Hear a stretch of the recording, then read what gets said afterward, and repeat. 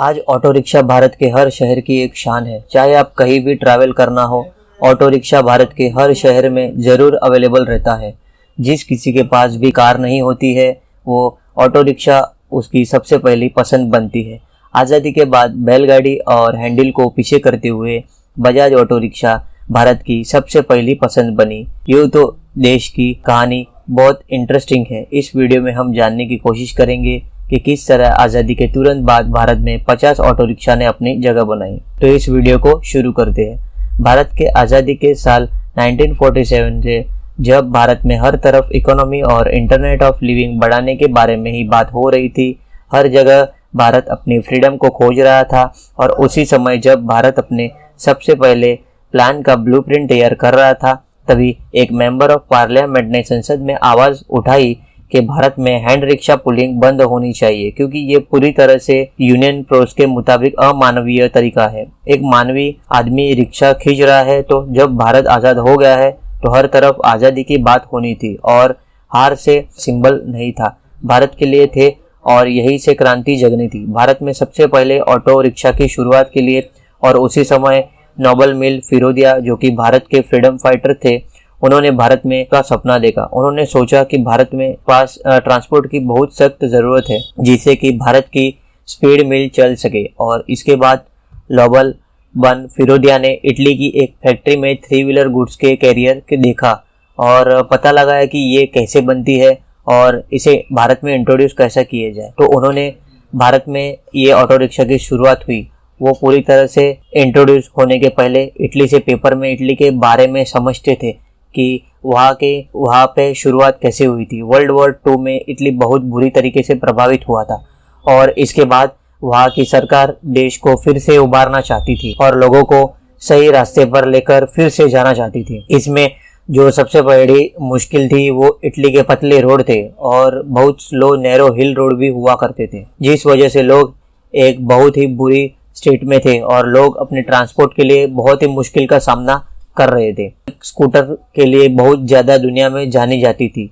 Ramon 2 में उन्होंने बहुत सारे फाइटर जेट्स अपने कंट्री के लिए बनाए थे, लेकिन उसके बाद इन फाइटर का कोई नाम नहीं था और इसके बाद सरकार को लगा वित्तीय कि कोई एक ऐसा ट्रांसपोर्ट का साधन बनाया जाए जिससे इंडिया का जो ट्रांसपोर्ट है वो सही हो सके।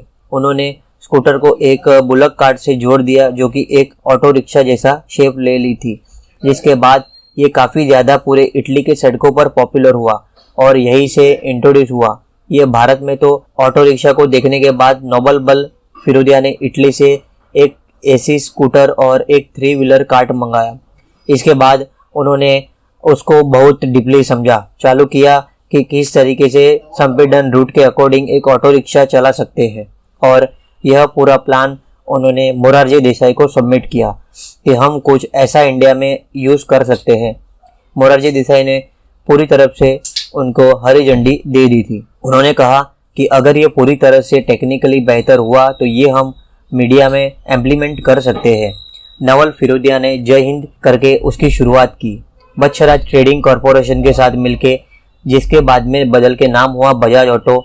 हम जानते हैं इन दोनों को प्लान था कि वो फोटो में देखा था वैसा ही इंडिया में अप्लाई किया जा सके। Auto rickshaw NIT motivate Bharat का पहला ऑटो रिक्शा बनकर तैयार हो गया था और जवाहरलाल नेहरू जी का एक अप्रूवल भी ले लिया गया था। इसके बाद इसको सबसे पहले बॉम्बे प्रोविंस की शुरुआत किया गया और उसके बाद 10 ऑटो रिक्शा को बेंगलोर में भी शुरुआत किया गया। शुरुआत में हर महीने 1000 ऑटो रिक्शा बनाने का सरकार की तरफ से अप्रूवल मिला था और आते आते 6000 ऑटो रिक्शा हर महीने भारत में सप्लाई होना स्टार्ट हुआ। फिर थोड़े महीने बाद भारत में 48,000 ऑटो रिक्शा हर महीने बनाना शुरू कर चुके थे और इसके बाद उसे बजाज और फिरोदिया दोनों अलग हो जाते हैं और ऑटो रिक्शा वाला पूरा काम बजाज के हाथ में आ जाता है और बजाज ने इसको भी एक नई ऊंचाई दिया। बजाज ऑटो ने स्कूटर रिक्शा को पूरी तरह से ब्लैक और येलो कलर करके एक नई पहचान दिया और उसके बाद उन्होंने रियलाइज किया कि इंडिया में जिस तरीके का मार्केट है वैसा ही मार्केट हमारे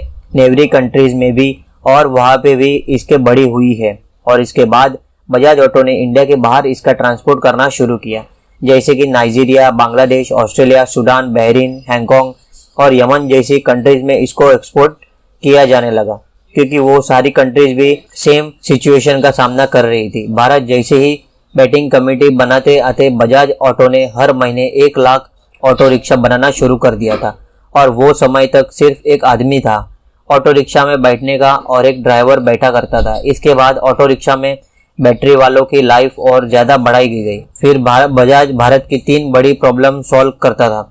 एक, भारत में सेफ ट्रांसपोर्ट, मेरा अधिकतर लोग एक जगह से दूसरी जगह सेफली जा सके और ट्रांसपोर्टेशन सही से हो सके, वो 3 सबसे बड़े आधार थे। तीसरी बड़ी प्रॉब्लम इसमें लगाई गई कि 50 ऑटो रिक्शा कौन चलाता, इसके रिप्लेस कर दिया था हैंड रिक्शा को, जो कि भारत की सबसे बड़ी आज़ादी के बाद ही ज़रूरत थी। तो दूसरी प्रॉब्लम को सॉल्व करने की वजह से ही आज भारत के हर कोने में 50 ऑटो रिक्शा आपको चलाता हुआ ज़रूर दिखाई देगा। तो इसी तरह भारत में ऑटो रिक्शा का निर्माण हुआ। कैसे इटली से जाके ये ऑटो रिक्शा यहाँ पे इंट्रोड्यूस हुआ और धीरे धीरे 10 से 50, 50 से 1000, फिर 50,000 और 1 लाख जैसे भारत में उनकी संख्या बढ़ाई गई और इस तरीके से ऑटो रिक्शा भारत में इंट्रोड्यूस हुआ। तो ये था कुछ इंटरेस्टिंग टॉपिक। तो अगर आपको ये टॉपिक अच्छा लगा हो तो ये वीडियो को लाइक कर देना और नए हो इस चैनल पर तो सब्सक्राइब कर देना। जय हिंद।